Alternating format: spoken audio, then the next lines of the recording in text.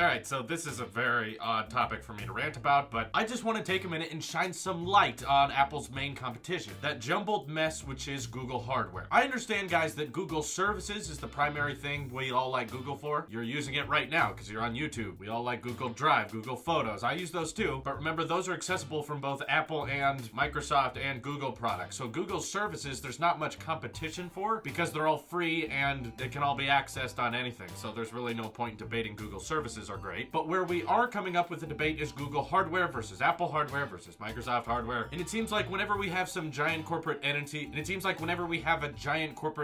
that wants to compete with Apple, they're gonna try to replicate that feeling Apple gives its customers, which is their product is pure, it's clean, and the buyers of it really enjoy unboxing it. Navigating apple.com or just going to visit an Apple store or using the Apple Store app, all those things are really cool to see all the lineup of Apple hardware and how beautiful it is and how it all works together. That's always really interesting. And I think it's one of the big reasons Apple does so well. Their marketing department is great. They're really good at designing products that when you see it, you want to touch it and you want to use it. And again, Google is likely their main competitor since they own Android. They are trying to do the same thing by making their own hardware in-house. The most popular one people are all talking about is the Google Pixel, which I've stated multiple times I'm not a fan of it.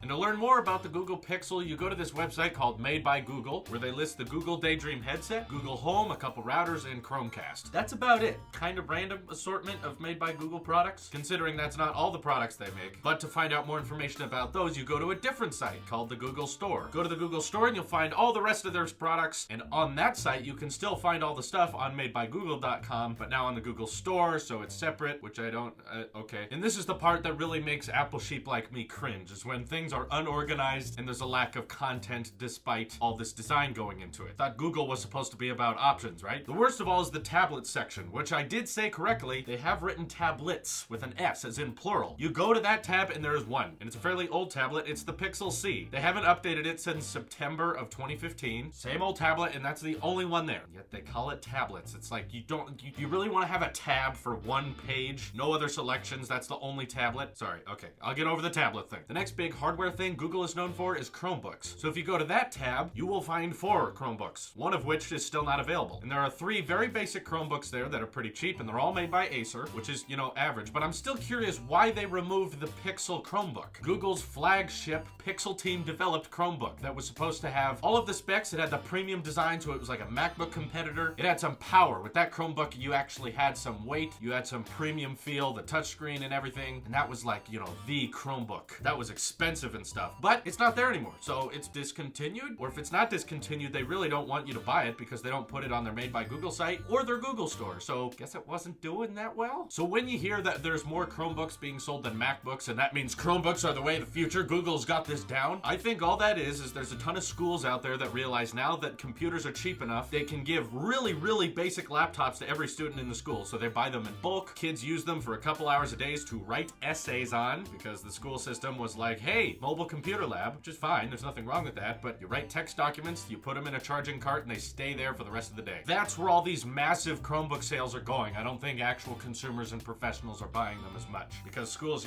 cannot buy a MacBook for every student, but they can buy that one Acer Chromebook that costs $150 a piece. Then, of course, we got the virtual reality tab, where we got the Google Daydream headset and a piece of cardboard. That's $15. Why don't they just mail you a box with the lenses in it, and then they say, make it yourself with the box this came in? Now, luckily, the wearables section does have quite a few options for Android Wear, which we all know Android Wear is doing super well right now. That is a joke. That was sarcasm. It's still tanking. The first 2 watches on the page you still have to wait for. They are not out yet. And the other 3 are made by companies you've never heard of. So I'm glad they've got some variety right there, but I still wish the Pixel team would actually make a companion watch to go with the Pixel phone. That way we could have a real iPhone and Apple Watch versus Google Pixel and Pixel smartwatch debate. But now we just gotta hand it to LG, who, did super well in the Android Wear sales. So well they had to delay their next release for a year. And we got 3 other Android Wear developers that have just given up because they say we lost money on the last Android watch we made. So it's not helping too much, Google. I really think the Pixel team should make their own. Of course, you got the Home Appliances tab, which has the Google Home. It's interesting to me, but it's not interesting enough for me to want to buy it. And in terms of sales, the Amazon Echo products are still doing far better than the Home. And I think because you have more options there. There's one Amazon Echo that you can take with you. There's one Amazon Echo that's $50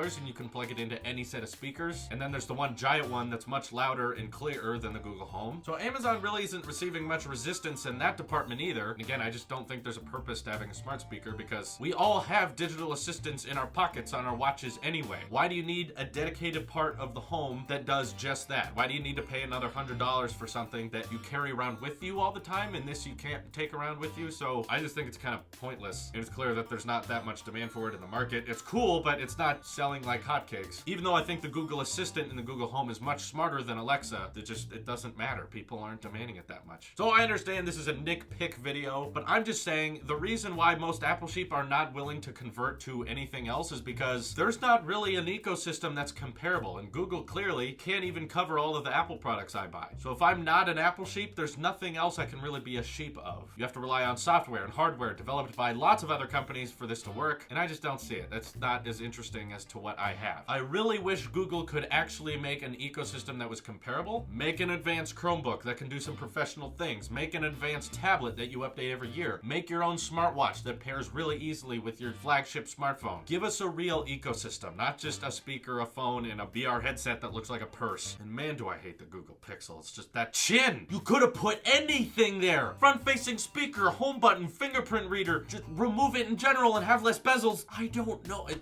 I'm so done. All right, this is your Apple Sheep here, and I will see you in the next one.